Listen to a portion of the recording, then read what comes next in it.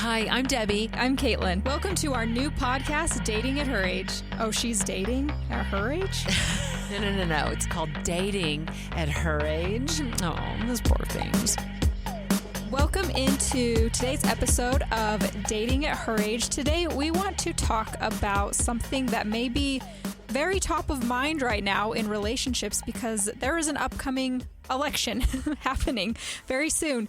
And the issue of navigating politics in dating, in relationships, I think that it's just an issue that many of us face. Caitlyn, I see it a lot when I'm swiping through men's profiles on dating apps. I'll see things that say, no Trumpers.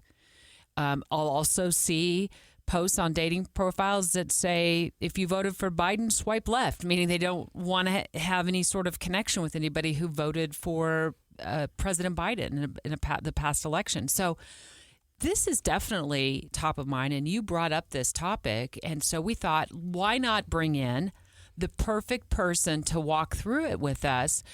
She's the director of the Walker Institute of Politics at Weber State University in Utah. So if you don't live in Utah, it is in the Ogden area in northern Utah. She is also a political science professor, and we are so grateful to have her on our team here as well as a host of our political show, KSL at Night, which examines all kinds of political issues. Leah Murray. Thank you, Professor. Yeah, thank you so much for having me. And you can get into a lot of these questions that Caitlyn and I have and give us some answers because you have been teaching political science for quite some time. Yeah, like 22 years. But I'm not that old.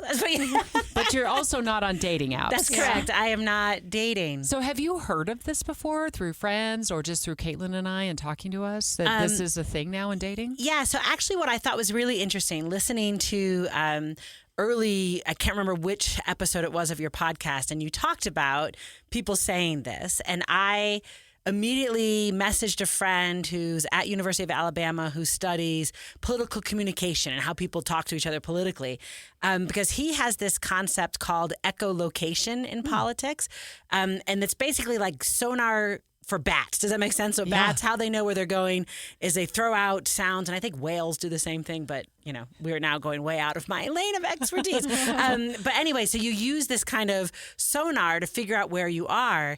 And my friend talks about it as we now do political echolocation, where you might wear a hat or a T-shirt, or you might even put a bumper sticker on your car. Does that make sense? Yeah. Signaling who you are. And it's like, it's not just about telling people who you are, but it's also about getting a feedback, right? So are you someone who's going to cringe for me when I say this? Are you someone who's a kindred spirit, so you agree with me?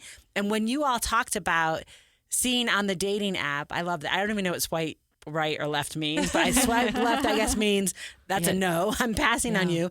And if it said swipe left because you voted for Biden, to me, that sounds like a digital app, right? Echolocation. It's not the same thing as wearing a T-shirt, but very similar, right? So you're basically in the space going, look, at first, we're not going anywhere. Does that make sense? If you are someone who doesn't see the world the way I see it politically, I don't even want to sit down and talk to you. And I don't know, for me, I can totally see why people do that. It's a turnoff for me because that's not what I'm really looking for, but maybe it is. I'd rather know up front, but what it kind of says to me is that I don't know if you have an open mind to learn and have a bigger conversation and understand different sides.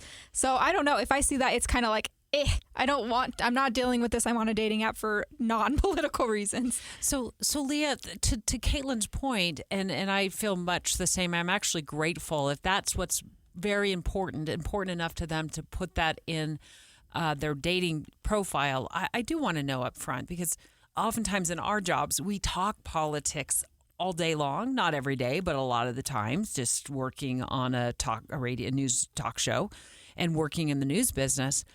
When I go out for dinner or I go on a road trip with whoever I date one day, I want to just have a safe space where we're talking about a lot of other things. Give us your thoughts on that. Yeah, no, and I think it's interesting because I think when you normally oh my gosh, I don't mean to say normal. I do beg your pardon. When I was dating before there were smartphones, right, Caitlyn? So I want a it to long be. time ago. I want that. And Leah, I'm right there with Right, you. you know, like you would meet somebody in a class, or you would meet somebody, you know what I mean, like in the grocery store, and you knew nothing about them other than they were cute and they were fun to talk to, and maybe there was some kind of spark, and then you would start doing things. And there were a number of times, and maybe Debbie did the same thing as I did, where you didn't even know their politics for a long time, right? So even someone who's into political science, that was never the first question, right? So I want to just add to this, and I haven't talked a lot about this on our podcast, but I was engaged in my very early 20s. And it didn't, we did not go to the altar. We ended up breaking up. But I look back on that, and I'd obviously known him well enough to get engaged. I believe we dated for a year and a half. I'm sitting here today when you said that. I said, I don't even know what his politics were. Right, because we didn't talk about it. You just didn't talk about it.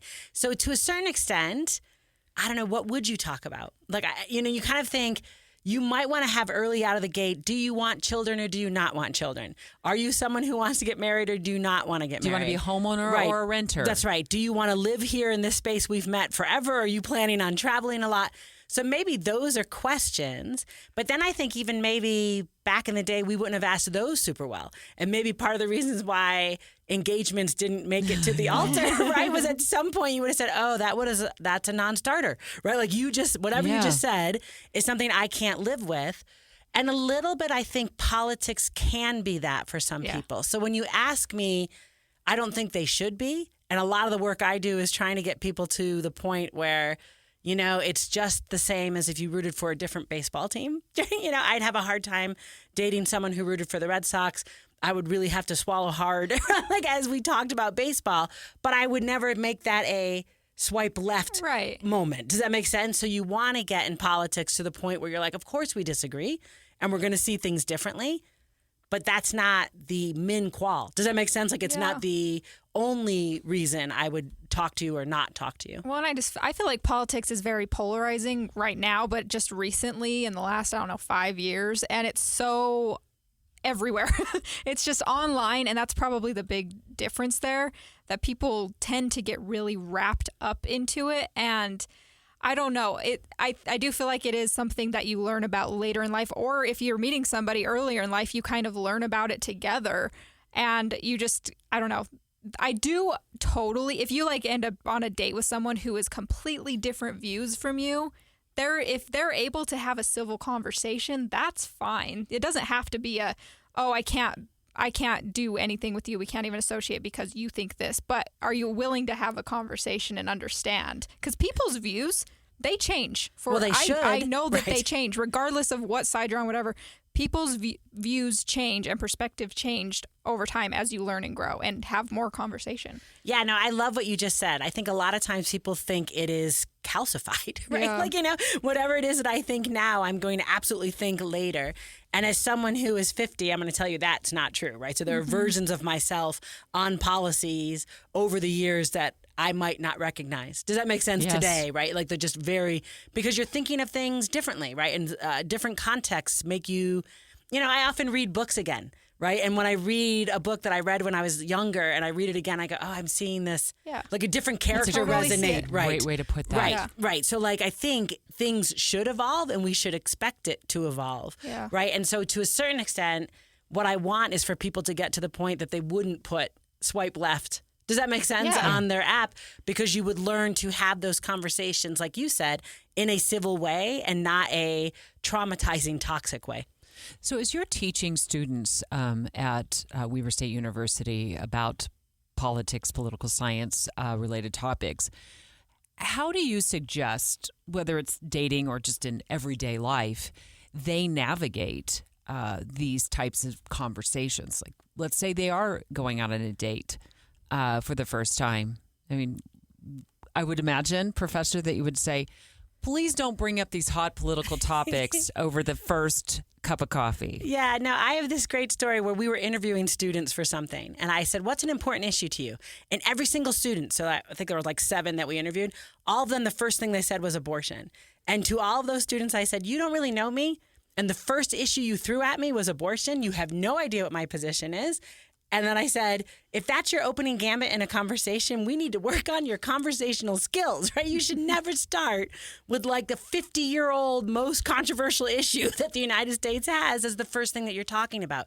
So absolutely. I think my friend I talked about earlier, he's got a great metaphor that we use this, descriptor of heavy conversations, right? And when you use that language, you can then kind of jump to say, sometimes the bridges are not strong enough for that heavy conversation.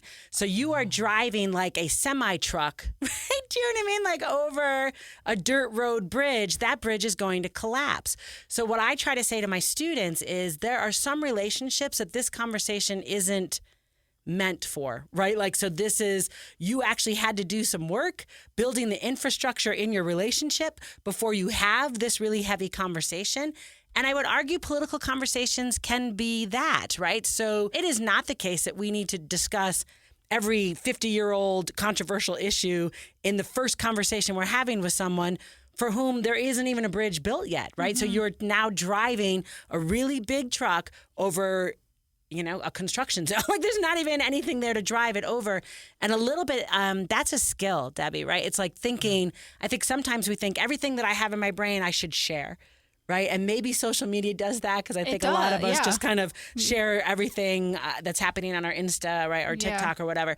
But really, no. Take a step back. Take a step back. If I'm having an intimate conversation, I should be reading the room. Is this human someone with whom I'm ready to have this conversation? Have I done the work previous? Do you know what I mean? To get into this? Do I know what their wounds are, right? Because I don't want to go in just poking, arbitrarily and really hurting them. And a little bit that, like we should all relearn how to be not just civil, but just kind and reading the rooms in these situations. Well, as you were talking about that, I also thought, you were saying, reading the room for yourself, but also it can be a real wear down for the other person who is on the receiving end of this. They are looking forward to going out to just a really simple dinner date. Maybe they've spent some time and money getting dressed up, and then to be confronted with some of the heaviest issues of our time. Right. It can be a lot. For some, I would imagine that would be a turnoff. Oh my gosh, of course it is, right? And it's exhausting, right? So sometimes you're like, my husband and I have a thing where I sometimes will just go, not now, right? Like this conversation you want to have, like I can't, I don't have the bandwidth, right? I'm like, whatever happened at work today didn't give me the bandwidth for this conversation. Can we revisit? So one of the things I also tell students is it's practicing those. Right. So you don't have to. So you could be exhausted. Let's put it in that situation. You're not the person talking about the politics. You're the person who's like, I was here for the cake. Right. Like, I did not want to talk about this politics. But you should then go, I can't do this. So if the whole rest of the evening is going to be this, I'm going to go. And I tell students you have total prerogative to disengage. Right. And basically say, I'm not doing this or I'm tabling this. So what my husband and I often do is like tomorrow, we're going to pin this one and like we'll come back at it tomorrow because I'm just tired today. And then I also think like we teach people, man, I'm going to tell you what, I think we might teach women this more than we teach men, but we teach people sit there and take it. Like that politeness means I just have to sit here while you do whatever it is you're doing. And actually that's not, you know what I mean? Like that's a great point. And I have another example. I was not on a date. I was just out with a couple of friends, met somebody for the first time for dinner and felt cornered to talk about the legalization and the illegalization of narcotics right out of the gates. And it was like a Friday night. I was so looking forward to just getting out after a really tough work week. And again, in the news business, it's just a lot of news happening all the time that we're juggling. And that was how the conversation was initiated. And right away, I actually did want to leave. And I didn't. I sat there and listened to the arguments for and against the legalization of drugs. I'm like, I just don't even want to be here. Right. But Leah, you hit it spot on. I made myself sit through that. Right. And how do I say, want to, not empower. I hate that word because you have the power. No one needs to empower you. Right. But like want to say it's actually okay to say not tonight. Yeah, and you can do that in a respectful way. Correct. It's just like, right. Yeah, I like your line. I hear what you're saying. I just think I want to pin this, table it, whatever you just said. I like your let's line. come back to it. I love your line. I'm here for the cake. Yeah, I love it. I love it. I am going to write that down and I'm going to put it on a Post-it note on my dashboard and look at that when I go on my next date, if I go on my next date. Love it, Leah. Yeah, I'm trying to think of like, this just is so, even if you're not in a new relationship and you're not dating, I feel like people may have this just in their relationships that they're already in, even with family members, or your partner's family members. How do you recommend like bringing that conversation up to address a concern about it? Maybe they're a little more, I don't know, hot on it and it's becoming overwhelming. Anything like that? Do you have anything to say about that? Yeah, no, I think that's fair. And it's a good question. A lot of times people, they make it binary, Caitlyn, right? So the answer is this conversation didn't go well, so we're done. Or this conversation went really well, so we'll keep hanging out. Or in a family, I'll keep coming to dinner, right? And on the one hand, you don't have to sit there and take it. On the other hand, you can have a conversation with people about the norms of how you have a conversation. Yeah. So you could say, I'm here for the cake, right? Like or I'm here for the Thanksgiving dinner, or I'm here for the movie that we're doing as a family night. I don't want to solve the Gaza problem this evening. Right? So how about we all just decide that in this moment, what we are talking about is the football game we're watching or the movie that we're watching. Does that make, like, you can say, I'm going to set these norms and expectations for what make me, comfortable and what makes me uncomfortable. But again, we don't usually do that, right? So I think we either just take it or we totally don't. Like, so we don't show up the next time. I disassociate if it starts happening, not if it's a direct conversation to me, but if I'm hearing it like across the table, I'm just like, I'm not here for this right now. Right. But and I do think when I talked earlier about building the infrastructure, some of that is before the hot topic came up. So you could say to your partner, right, we're going into your family dynamic and man, all they do is talk about politics. Just so you know, I'm going to probably check out. So while that's happening, I'll be sitting here not really engaged, just so you know. And then you could say, how would you feel if we talked with your family together about, does that make sense? Like a good conversational expectation. But you could do that before we're fighting about narcotics criminalization, right? Like before it came up, you could say, not tonight. Yeah. And then at some point you might go, not ever. And then it's a conversation around, I'm just never going to be in this space with you.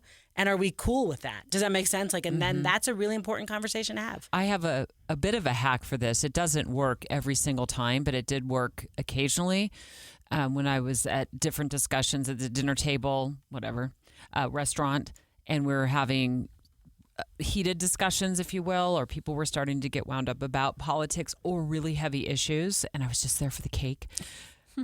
I would develop a bellyache and leave the room for a short while. And hopefully by then, the boiling pot of water would be on simmer by the time I re-entered the area. I love this. I want you just to know that my daughter, not her whole life, that was way hyperbole.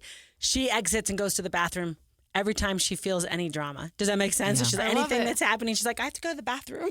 And so her teachers were like, she's in the bathroom a lot. I'm like, Right. And I know exactly. It's a coping mechanism. It's a coping mechanism. And I think that works. I think it works a little bit for my child. Yeah. But in a long term, it's not. Right. So you've got to kind of you've got to practice. Yep. Again, I tell my students, practice the conversational beats. So practice you saying, I'm going to take a moment. I'm going to table this. I'm going to pin this. Like practice saying that. Do you know what I'm saying? So that when those things happen, you can say, this is making me uncomfortable. I'm going to disengage from this conversation. I'm going to leave the room, not because I have a bellyache, but because you all are making me uncomfortable. And if it's someone that you love, they should love you enough. You should be vulnerable enough to tell them what's happening. And they should love you enough to listen, adapt and listen to it. Right.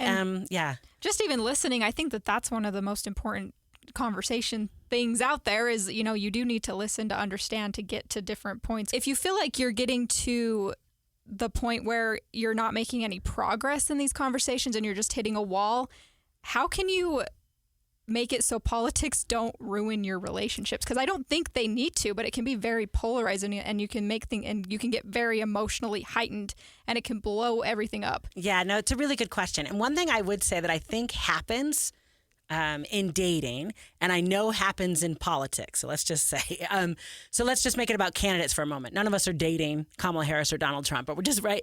What happens with voters and humans is they see someone they think they like, and then they project on them all of their positions. Okay, so if I think Donald Trump is my candidate, I just assume everything I think he thinks too. We just like project. I'm going to argue that in dating, a little bit the same thing happens in that honeymoon phase. So the first, you know this, right? You were dating someone, you're like, oh, they're wonderful. And even if they're not, you're like, that's wonderful-ish, right? Yeah. You just like do all the work, right, to make them exactly perfect for you. You put them on a pedestal. Correct. And you project so that, man, there's some serious disillusionment. And it's not only about politics. It can also be like, well, he's never going to put his laundry away. Like, that's just never, it was maybe cute when I first met him. It's never going to change, and now it's annoying. So you see those great beats that are like, if you're going to date someone, listen to them chew, because that's going to be the soundtrack of the rest of your life, right? It's like listening to that person chew. So a little bit, I want to say, that is true for everything. When you enter a relationship, they're wonderful, and you put them on a pedestal, and you project all the good things, and you rationalize all the annoying things. When a relationship is ending, everything that's annoying is the worst thing that's ever happened, and you don't even remember any of the cute, good things that were happening. You know what I mean, Caitlyn? Mm-hmm. So I think like that's probably a human dynamic. Adding, I think, politics to it, it can be a reason the relationship ends, but you're already probably at the point where the relationship is ending. Yeah, does that make sense? It may not be the main factor. And I trust me, I get the delusion part. We've discussed that before. It's very easy to have the blinders on and just kind of lie to yourself about things that are going on. But yeah, it would be very disheartening for me to have to end a relationship based off of politics, because that's so, it's an issue, but it does seem very far away with, like, just when it comes to right, left, or whatever, if you're just so specific on those sides. So that would be very hard for me to deal with. But I think just learning how to communicate and listen is the number one thing. That's totally it. And that, again, has a lot to do with building the infrastructure to have the conversation in the first place, right? So it's active listening, actually hearing what the person is saying, not assuming what they're saying is the caricature in your head of whatever, do you know what I mean, is a person like them might take that position. As all of that is true, whether it's a date or with your parents, you know what I mean, or with your kids. I mean, I will tell you, at my dinner table about 2 weeks ago, my son said, I don't even know what the difference is between a Republican and a Democrat.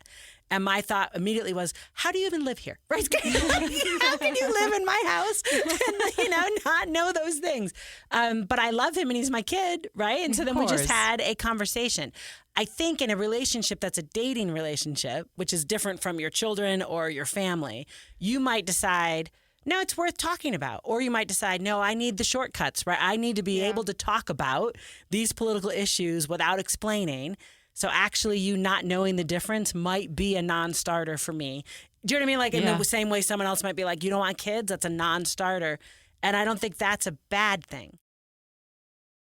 So I wanted to follow up on something we were talking about earlier, and I was sitting down at a table and people are trying to explain their side of whatever the big political issue is of the day.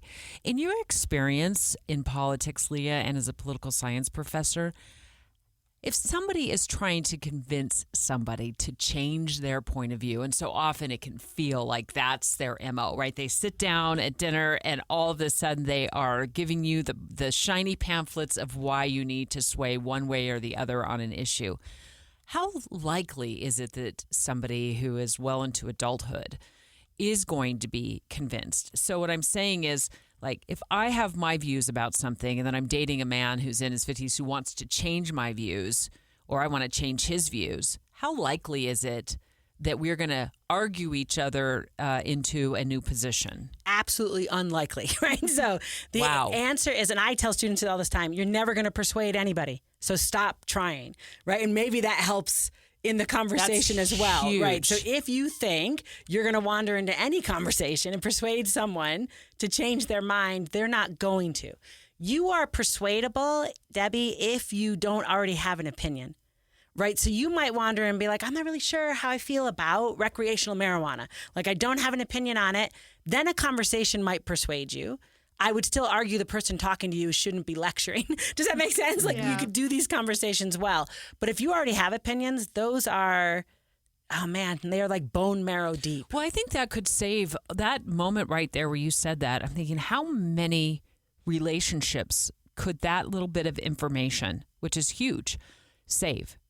Right. You are probably going to end up driving somebody away the more you try to twist them into seeing it from your point of view, because odds are, unless they have no idea, they're not clued into that particular issue, they're not going to change their mind. That's right. And maybe they're being polite and you're yammering on, right? And they are, we talk about the responses to kind of, it's flight, fight, freeze, or fawn. All right. So when something is happening and you're like, I'm not really agreeing and I'm not sure how to manage this. So yours is flight because you go to the bathroom. I want to get out. You want to get and out. then I want to crawl up through the ceiling and then out of the restaurant. Mine is freeze. I usually go, right? Like, this is happening. But people who fawn, oh, you're totally right. You're totally. I do that too, though. Right. So, and maybe it depends on the context, right? We all know we have that beat that we do, right? And the answer is, the person who is talking to you doesn't know that. So if I freeze and I look like I'm nodding away, the person talking to me might be like, I'm totally getting through to her, right? She's going to totally agree with me at the end of this. And a little bit, that is on you to say, you're not going to persuade me. I might be being quiet because I'm uncomfortable, or I might pretend I have a bellyache because like how I react to discomfort is one of these 4 things, but you're not persuading me. Sorry, I didn't mean to interrupt. It's kind of eye-opening to me that you say that you're not going to persuade anyone, because I think my mind, I'm like, everyone's like me, they'll listen. And I think I can be stubborn at times, but I'll just use Taylor Swift as an example because it's not politics, but I just feel like if they only knew, this is why I like her. So I like her. Right, but whatever. I'm going to wander up to you and I'm going to persuade you that actually Beyonce's tour was better than the Eras tour. I'm never going to be able to do it. No, you will not. But it's also I'm just using that as an example. But it's funny, and nobody's asking for my opinion. It's if you bring it up is one thing, but nobody really wants to be lectured. So if I was sitting on the other side of that, you don't want to just bring that up and make it the first topic of conversation. But if I'm asked, I will do everything to explain these things if you're willing to listen. Right. But I love like the Taylor Swift reference. Let me just say, politics is just another human experience. Does that make sense? Mm-hmm. But we are still the people who come with our, I am sure I know about Taylor. Do you know what I mean? And so in those conversations, you could be like, we're going to just argue. And we're never going to, I'm not going to persuade you Bey is better than Taylor. You're not going to persuade me that Taylor is better than Beyonce. But it's going to be a fun conversation while we're sitting here drinking our Diet Coke talking about it. But as long as you know, does that make sense? Like that's the conversational expectation. And it's all in good fun and nobody is being toxic. Then we're probably fine. The problem is people think I'm going to persuade you. Yeah. Right? You're going to talk to me enough and I'm going to go, you're totally right. It's Taylor Swift. Mm-hmm. I should have just always believed it was Taylor Swift. And a little bit more knowledge of the fact that humans just don't operate that way would save a ton of relationships. Because you'd be like, I just am never going to persuade you. Well, I love you because I love you. And I'm not going to create chaos where there is no chaos. Correct. I want us to have a great relationship and to get along and have fun and not have this be about, why won't you attend this political rally with me? And you don't understand this issue the way I see it, which creates fights and arguments and uncomfortable feelings in relationships. And it's almost gets to the point sometimes, I think, in some relationships where you don't even want to bring up anything about anything, right? Because you just know it's going to spark something way bigger than it needs to be. That's right. And now we're no longer talking. Yeah. Right. So when you were saying before, and I'm thinking, and then there's all the seething resentment, right? Yes. That lives right below the surface, and then at some point explodes, right? And so that's when the relationship ends, Caitlyn. It's never about the politics. Mm-hmm. It's about that we never did the work. Do you know what I'm saying? To have the conversations in the first place. And politics might be the trigger, but it's not the cause, right? Yeah. Like it is just what makes you decide this is over. Right. And like, I think just the overall arching thing is like, do you have an open mind and are you willing to listen and communicate with that? And or are you aware that you have a closed mind? Yeah. Right? So Yeah. that you could be like flipping it, yeah. totally open on some of this stuff, and this is an article of faith for me, which I know means something very specific, but you know what I mean? Like, this is a thing that no matter what you say to me, I am never going to change. So don't poke at it. Yeah. Right? Like good friends That's wouldn't just- poke at it. It's just a topic that we don't need to discuss. Right. It doesn't have to end the relationship, though. I wanted to add this question to the mix, Leah. If two people come together from completely different political ideologies, political parties, and they have kids, how do the kids react when, I'll just use Democrat and Republican, we could use, independents, we could use the Green Party, and you've got a mom and a dad who are constantly going at each other or having these elevated conversations about political views. What happens to the children in that situation? Yeah, and so the answer is if the parents are not communicating well. Does that make sense? So if they have allowed the politics to be a flashpoint, and so they are arguing constantly, research shows that the kids are apolitical. So what they do is they see it, it's another fight in the household. It is another bone of contention. And so they step back. They get apathetic. They get totally apathetic. Although I would argue maybe that's not fair. That word means the behavior is they're not checking in, but maybe they care. But it's like, this is not post-traumatic stress, maybe so much, but this is something that caused hurt or chaos, and it's a trigger, and I'm not going to talk about it. And they completely check out of the political system. Yeah, that makes a lot of Another sense. revelation. Because I think so often people can sit at the dinner table and have those conversations, not always with their kids, but over their kids, heads. And then what the research is saying is what you said, is that then the kids become disinterested in the process. And I have my students write, so I've read hundreds of these, maybe even thousands, a political genealogy. So they have to do, what are my politics? What are my parents' politics? What are my grandparents' politics? Who are my friends? What do they think about? And it's so much fun to read, like their personal narratives. And so many of them saying, first of all, now I know why Aunt so-and-so is not invited to Thanksgiving. Right? So as they're doing the genealogy, they discover where a family kind of link fell apart as a result of something political. I would argue it's more a result of not being able to communicate well, right? But it looks like it's political. And a lot of them, many of them say, we never talked about this before. And I'm trying to talk to my parents about it. And I had to say, Professor Murray's making me do this because no one wanted to talk about it. Because everyone doesn't have, a skill set to do this well. Or then I've got a number of students who write, oh, yeah, this is a fight, right? Like, so my mom is this, my dad is this, and they fight about it all the time. So I see in these personal narratives the many iterations of how this can look over a dinner table.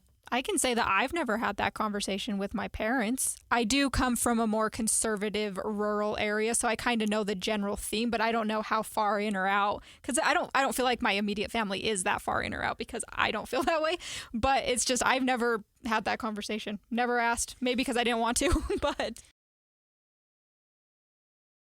Leah, what would be, so let's put yourself in my shoes. I'm not 50, I'm 57, but we're closer in the age that you and I are to Caitlyn's age. As I'm flipping through dating profiles, and I don't want to speak on behalf of women. This is just these are the profiles that I see, are men's profiles. And I wonder if men also maybe feel this way. Maybe they see this on women's dating profiles. And I saw, no Democrats or no Republicans. My reaction is I just don't want that to be a talking point in a relationship. I really want somebody to get to know me, and I really want to get to know them. I don't want to have to weed through the politics to get to know what their heart and their soul is all about and what their mind is all about. And by the way, just so you know, I was a political science minor, so I do care deeply about politics. I just want to be able to set it aside, to have that soft place to land, when I'm dating somebody. But what would your reaction be? Do you think it's over the top for me to say, I just can't go there, swipe left? Or do you give somebody a chance? I don't know that it's over the top. Does that make sense? Because I think you can say, I'm choosing to disengage from this beforehand. But I feel like you could, if everything else looks like something that you are attracted to, right? You could say, I'm going in that this is a buzz for this person. Does that make sense? And you could kind of engage that right out of the gate, and kind of, and again, I feel like, I guess I don't know. I feel like if I were no longer married, I probably wouldn't be dating because a little bit I'd be like, I'm going to just live my own life and not have to manage some guy in my experience. So I'm not sure that I'd be this age doing that, but I don't know, right? I feel like I might have some fun being like, so you said no this, why? And you know what I mean? Just getting into that. Use that as maybe a point of engagement in the online chat. Right. Oh, okay. And I do feel like that's your personality because you do this every day, right? And also, we do this every day. We have conversations. We ask questions. And so I can see how someone may put that in there wanting that as bait. I could totally see that. For me, like I said, I think my perspective is just... we work in news, so we talk about politics very often. I get very burnt out about it, so it's not the first thing that goes in, but it is going to come up because we do listen to it and all that stuff and analyze. So I don't know. I just think it's very interesting for somebody to kind of use that as bait, but also they may be looking for someone to talk to about it because they're not talking about it like we are every single day. So that's the listening perspective. Like, okay, maybe I need to flip the switch. And if they're super polarizing about it and it's more attack and that kind of stuff, that's the turnoff. But maybe you have to determine that by your first conversation. But I don't know. For me, on the surface level, if that's out there, I'm kind of like, gonna step away. But I don't know. It made me think. Right. I mean, again, it's like, I'm not committing to the rest of my life with this person. I'm just committing to a chat or a coffee that I have given myself permission to get up and leave from. Right. So if that's all in play, then I would totally say, this is interesting you started here. Like I did with the students. Yeah. Why did you start with abortion? Like that was the first thing out of your mouth in a conversation with someone you've never met before. Why? Like, and then I have a lot of fun with that. Now you're not, I'm weird, right? Caitlyn, you're right. Weird. I do this. It's good. Yeah, you're doing the research. Right. Like I'm like, why does your brain operate this way? So, but I think that, does that make sense? You wouldn't have to swipe left. You could say, we're going to talk about this. So let me flip this just a little bit and say, like, I am particularly concerned about getting involved in a relationship with a man who has serious financial woes, a lot of debt. Maybe he doesn't want to admit it right away. And then therefore it maybe puts me in some sort of financial jeopardy if we decide that the relationship is going to go places.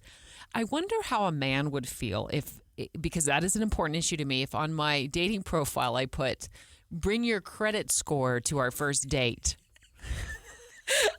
He would, if not, swipe left. I don't get very many connections anyway. I wonder if my connections would go to zero. Oh my gosh, you should try it. You should legit put on there 750 min score. If we took all of the issues that were so incredibly, maybe a hot button issue, an issue that we feel is just so important to us, and we put that out there,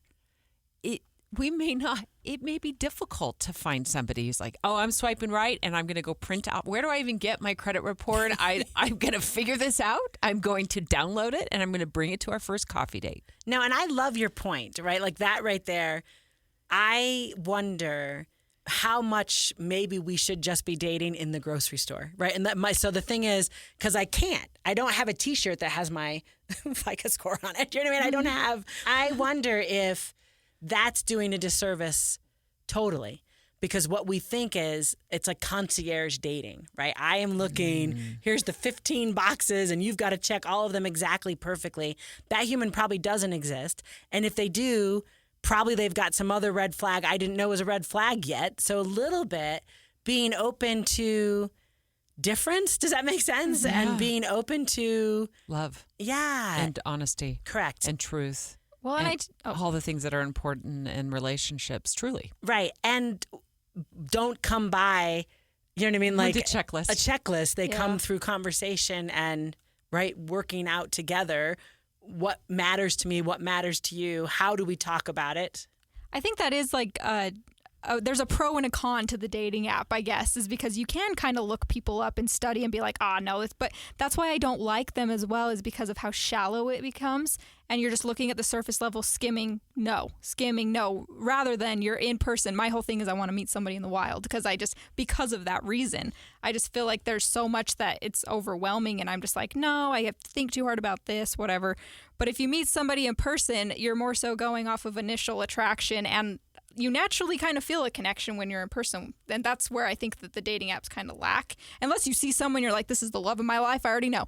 But it's just, dating apps have kind of set this new standard, and I think it complicates it. Yeah. No, and I think that's interesting what you just said. Has anyone ever said this is the love of my life looking at pixels? I mean, when I saw Justin Bieber for the first time, but like that's far stretched because, it's a fantasy, right? Yeah, but also probably you listened to his music at the same time that you were looking at him. I know nothing about him as a person. Right, but a little bit like that spark is usually all your senses are engaged. It's not, does that make sense? Like this pixelated image, that's the person. So I would argue being in the wild, right. So if I'm on the dating app, then I got to get in the wild more often is my point, right? Yeah. So you kind of go, I'm not going to qual people out immediately. I'm going to allow myself to leave a dinner that's not going well in the middle of the dinner, right? I'm going to allow myself to not, like, I'll go to the coffee and then I'll leave if I have to. But I would try to be much more open.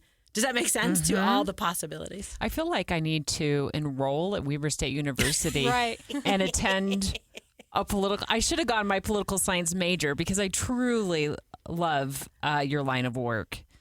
I just don't want to live it every day in my personal life. I'm curious in your marriage, not to pry, but let's pry.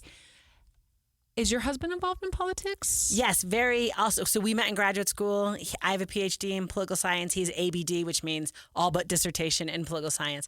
And I will tell you, the first major fight we ever had was over New York State's required seatbelt law. Right? So, I mean, like it was. We did not speak in the for 80s? like in the 90s. And no, you're not wrong. The seatbelt law had been in for a while, but I was articulating and making the case for a real libertarian position that what I do in my car is not the government's business, and who are they to tell me I should put on my seatbelt? And my husband's a little bit more democratic than I am in the classic mold, and the government should keep you safe. And we literally didn't speak for 2 days. That could have ended the relationship. Like the seatbelt law that at that point had been 10 years old. I mean, like, right. So a little bit we have learned, do you know what I mean, when something is hitting. And sometimes now, like, something will hit politically and we see it totally different, and then we laugh. Yeah. Right? And we both just kind of allow to be like, no, I think you're an idiot. Like, so you've got it completely wrong, but I'm not going to persuade you, And we've been together 26 years, right? Do you wear your seatbelt? I do, but I'm annoyed all the time. And I don't wear it in the back seat. Oh, so I get scolded a lot. Well, I'm glad you wear it in the front. I'm gonna side with your husband on this and say, please wear it all the time. I know you're not wrong. But did you never watch those driver's ed videos in high school? I love you saying this to me because everyone starts with that. Didn't you watch that video where the person without the seatbelt on goes flying around the car? They live in my brain. It was terrible. Yeah, that was not to get off track, but that was definitely a hot, very controversial issue back in the day, and our kids wouldn't even know that now. I know, right? I think maybe I watched that. I don't know. I'm not remembering anything. Caitlyn always wears a seatbelt. I do wear my seatbelt, but my car yells at me if I don't. So I know all of them now yell at you. So they won. You like I will never be persuaded, but the argument has been made. But your point, there are times where we're like, we just see the world a little bit differently. And sometimes he'll say, you're a Republican. Like, and it's like, and then my son was like, I think that must be an insult. I'm like, it's not, right? Like what we're doing is, kind of, again, echolocating ourselves on a new issue that comes in or how we're looking at something that we haven't thought about before, but we've absolutely allowed grace with each other that maybe I'm going to see it differently. He's going to see it differently.